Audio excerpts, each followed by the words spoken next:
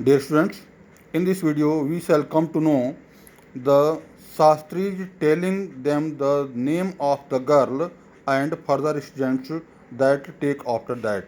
Now let's read. I had been controlling my laughter all this while, but now I burst out laughing. I turned to Ranga, exactly what I had said.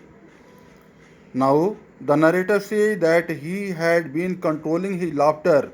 The reason behind it was that the Shastri was telling the same thing as the narrator had tutored him. But now he could not control over his laughter and he laughed. He burst out laughing. I turned to Ranga exactly what I had said, and now the narrator turned towards Ranga and said that what he had surmised, what he had told him, the reason behind it was the same. The reason behind Ranga's thoughtfulness, worry was the same. And now he asked, "Who is the girl?" It was your humble servant who asked the question. Shastri thought for a while before replying. She probably had the name of something found in the ocean. Kamala? Maybe. Now the narrator asked Shastri to tell them the name of the girl, and he asked him who that girl was. And Shastri, he calculated, he thought for a while, and then he told them that she probably had the name of something that is found in the ocean. Now, the narrator asked if it was Kamala, and he said that it might be, her name might be Kamala. Could it be Pachi, Mas?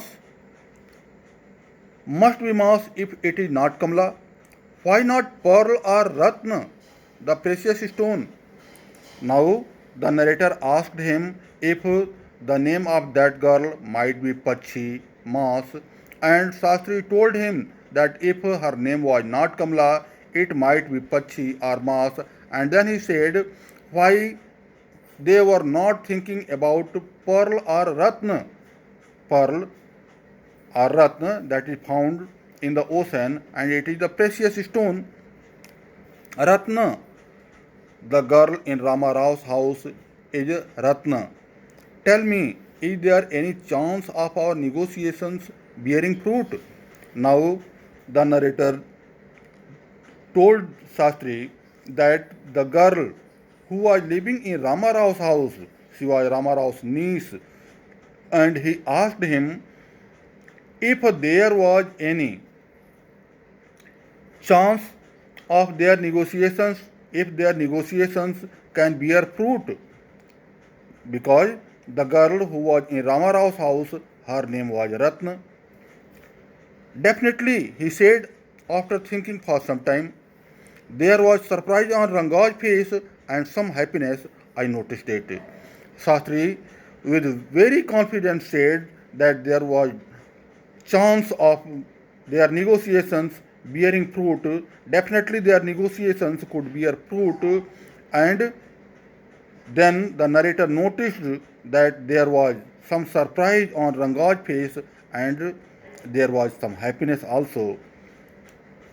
But that girl is married, I said. Then I told to him his face had fallen. Then the narrator told Shastri that that girl had been married, that girl was married, and then he turned towards Ranga and he noticed that there was some worry on his face. His face had fallen. I don't know all that. There may be some other girl who is suitable. I only told you what our Shastra indicated. Now Shastri said that he did not know about that. He only had told them what he had got indications from the Shastras. And he added that there might be some other girl if that was not suitable. If Rama Rao's niece had already been married, then there might be some other girl.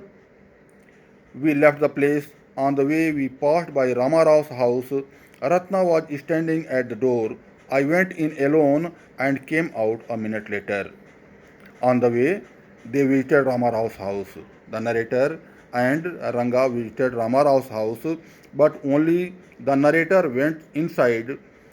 Ratna was standing at the door, and only the narrator went inside the house. He came a little later. He came out only a minute later. Surprising, this girl is not married. It seems someone told me the other day that she was. What Sastri told us had turned out to be true after all. But Rangappa, I can't believe that you have been thinking of her. Swear on the name of Madhvacharya and tell me, is it true what Sastri said? Now the narrator came out of Rama Rao's house and said he told Ranga that it was surprising fact for them that that girl had not been married, though someone had told him a day earlier that she had been married. Now he said that what Sastri had told them had turned completely correct, but he asked Rangappa if he was thinking so. He said that probably he was not believing in that and he was not thinking so. He asked him to swear in the name of Madhvacharya. Madhvacharya was an exponent Vedantic philosophy from South India. So the narrator asked Ranga to swear in the name of Madhvacharya and tell him whether Shastri's statement was correct. I do not know whether anyone else would have been direct, Ranga admitted. There is greater truth in that Shastra than we imagine. What he said is absolutely true.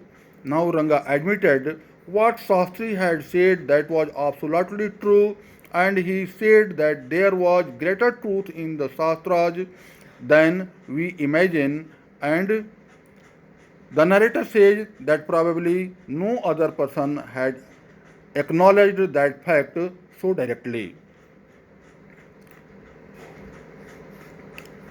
Shastri was at the well when I went there that evening. I said, "So, Shastri Gale, you repeated everything I had taught you without giving rise to any suspicion. What a marvelous Shastra yours is." He did not like it at all. Now in the evening, the narrator visited Shastri's house once again.